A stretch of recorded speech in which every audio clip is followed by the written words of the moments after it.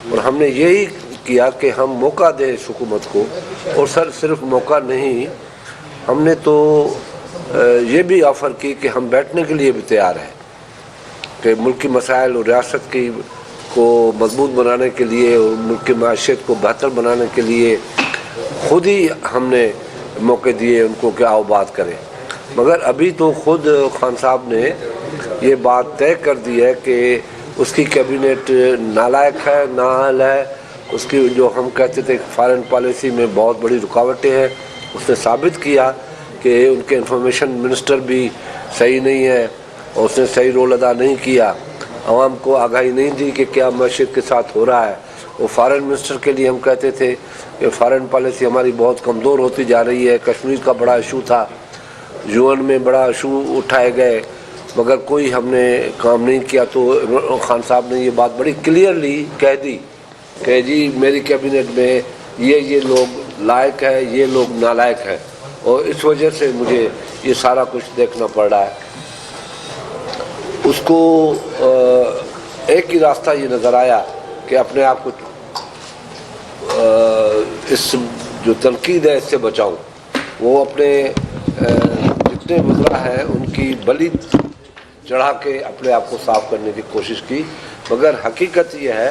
کہ ان سب میں سے زیادہ نالائق جو ہے وہ خود وزیر اعظم ہے، جس نے اس ملک میں سب کچھ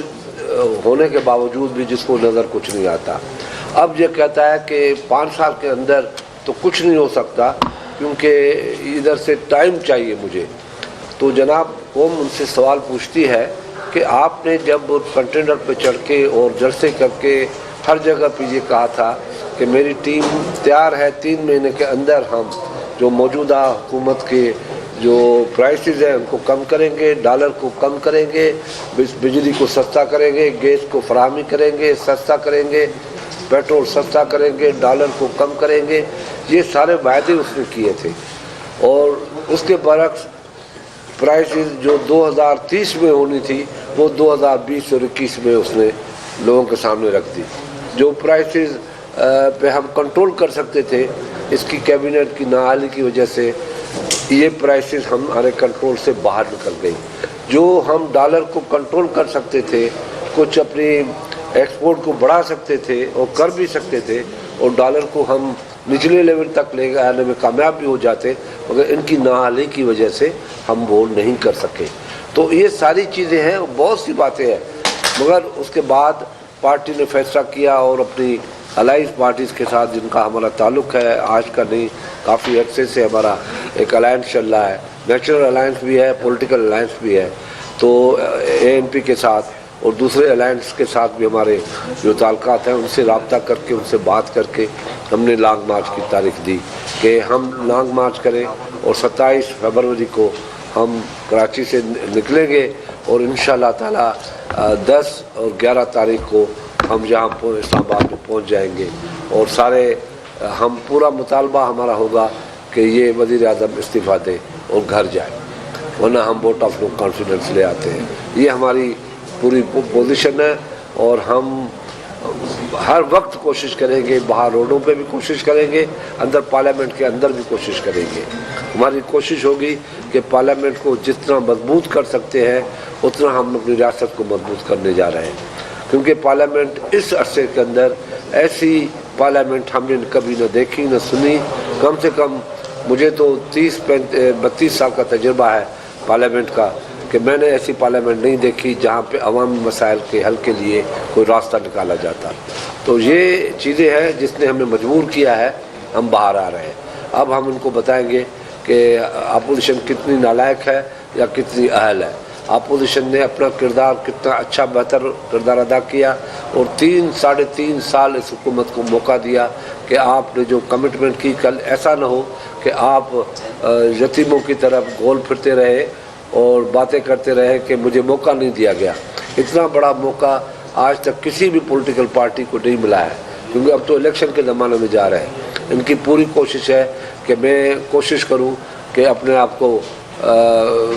یہ محسوس کراؤں کہ میرا قصور کچھ نہیں ہے،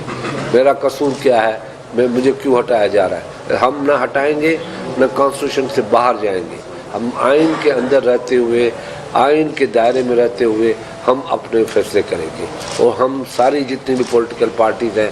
جس سے بھی ہمارے رابطے ہوئے ہیں، انشاءاللہ تعالی ہماری کوشش ہوگی کہ پرامن طریقے سے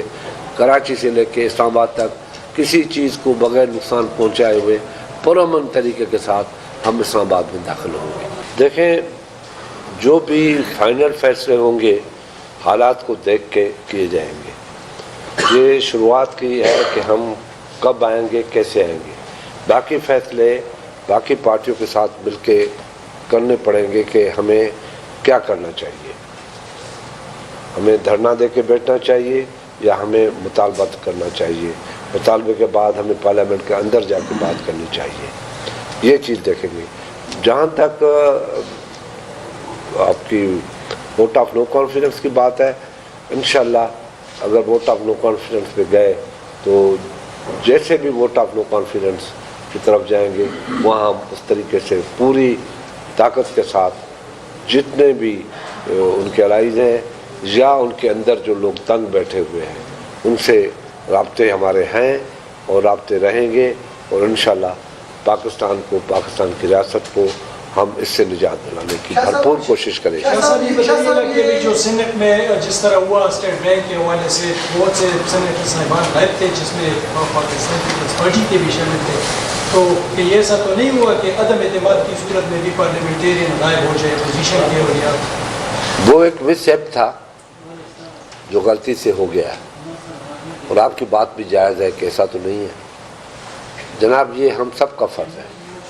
جو بھی ڈیموکریٹک ہے، جو جہاں بیٹھا ہے، ہم سب کا فرض ہے کہ اس حکومت سے نجات دلائے قوم کو، اگر ہم سیاست کرنا چاہتے ہیں۔ دوسری پارٹی سے کیا ہے، کیا پی ڈی ایم بھی آپ کے ساتھ آئے گی دھرنے میں، اور عوامی نیشنل پارٹی کا جو موقف ہے وہ ذرا کلیئر ہونا چاہیے، جس طرف جائے گی وہاں پر بجیپی کرے گی، واپس شام کو آپ کا سب بیٹھے رہے گی؟ ہمارا سب پارٹیوں کے ساتھ آپ نے دیکھا، میڈیا دیکھتے ہیں، رابطے چل رہے ہیں کہ آپ اور ہم مل کے اس وبا سے جان چھڑائے، اس بیماری سے جو کرونا سے زیادہ خطرناک ہے۔ کرونا تو دن میں اگر 10 آدمی مارتی ہے، یہ دن میں 1000 آدمی مارنے والی بیماری ہے، یہ کرونا سے زیادہ خطرناک ہے۔ کہ ہم یہاں آ کے قوم سے جھوٹے وعدے کرنے نہیں آ رہے، اور کنٹینر پہ بیٹھ کے جھوٹے وعدے کر کے 2 مہینے بیٹھ کے اور قوم کو پھر 4 سال 50 سال پیچھے چھوڑ دیا جائے۔ پاکستان کو 50 سال پیچھے لے گئے۔ ہم آ رہے ہیں ایک ڈیموکریٹک طریقے سے، پرامن طریقے سے مطالبے لے کے آ رہے ہیں، ہم عوام کی آواز بن کے آ رہے ہیں۔ جو آج عوام کی آواز ہے، آپ جو بولے، جو بھی اس وقت آپ بات کریں گے وہ ایسی بات ہوگی، ان ساری باتوں کے لیے ہم باہر نکلے ہیں، ورنہ 3 ساڑھے 3 سال اس حکومت کو موقع دیا۔ آپ کے سامنے ہے کہ یہ لوگ کہتے آئے کہ ہمیں 6 مہینے اور دے دو، ہمیں 9 مہینے اور دے دو، ہمیں 1 سال اور دے دو، یہ کہتے آئے ہیں، مگر ورس در ورسٹ ہوتا گیا ہے۔ ایسے حالات پیدا ہوئے ہیں جو لوگ یہ ڈرامہ، بڑا ڈرامہ کرتے ہیں۔ تیل کی قیمتیں 11 روپے بڑھانے کی سمری موو ہو گئی، پھر 3 روپے بڑھایا۔ خان نے عوام کی مجبوریوں کو دیکھتے ہوئے 8 روپے کاٹ دیے، نہ جانے اس کی قیمت 3 روپے مثال کے طور پہ بڑھنی ہے، بڑھانا اتنا ہی ہے ان کو، مگر ڈرامے یہ چلتے ہیں۔ ابھی بھی 11 روپے کی بات کی ہے، یہ آپ میری بات پہ پھر ہنسیں گے جس دن یہ ہوگا، یہ 2.5-3 سے زیادہ نہیں بڑھے گا، یا اعلان کر دیں گے کہ جی ہم ابھی نہیں بڑھاتے، آگے بڑھائیں گے، قیمت اس سے ڈبل کر کے بڑھا دیں گے۔ پہلی بات تو سکھر کا مجھے 6 بندوں کا کوئی پتہ نہیں کہ قتل ہوئے ہیں، یہ پتہ نہیں کہاں سے آپ نے خبر لی ہے۔ نواب شاہ بھی دھرنا جاری ہے، تو سکھر اور نواب شاہ دوری ہے، دونوں میں، اور یہ کوئی نئی بات نہیں ہے کہ یہ لوگ یا قبائلی جھگڑے ہوتے ہیں تو اس کو روکا جاتا ہے، ایکسیڈنٹس ہوتے ہیں، اس کو ایکسیڈنٹس کہا جاتا ہے، اس میں ناکامی کی کوئی بات نہیں ہے۔ سندھ میں اس وقت جتنا امن امان ہے، ڈکیتیاں، لوگ اغوا ہونا، ये कोई अभी नहीं है, ये माजी का हिस्सा थी, और अगर है भी तो उसको एकदम पकड़ा भी जाता है। सिंध में इस वक्त लॉ एंड ऑर्डर की सूरत मेरे ख्याल में काफ़ी सूबों से बेहतर है, अच्छी है, सुकून है। जो लोग आप लोग घूमने आते हैं, देखते हैं, ज़्यादातर जब आते हैं लोग घूम के फिर कहते हैं यार यहाँ तो खबरें कोई और सुन रहे थे, यहाँ तो चीज़ें और है। ये तो दिन रात का फ़र्क है। ये कभी कभी आपकी मेहरबानी होती है, कभी कभी आपकी नाराज़गी होती है। जहाँ तक आपने जो दूसरा सवाल पूछा कि क्या, फर्स्ट फेज में एक सीट पाकिस्तान की पार्टी, देखिए ये एक सियासत है, इसमें उतार चढ़ाव होता है। कोई ज़माना था हम 17 सीटों के साथ पार्लियामेंट के अंदर बैठे थे, कोई ज़माना था कि हम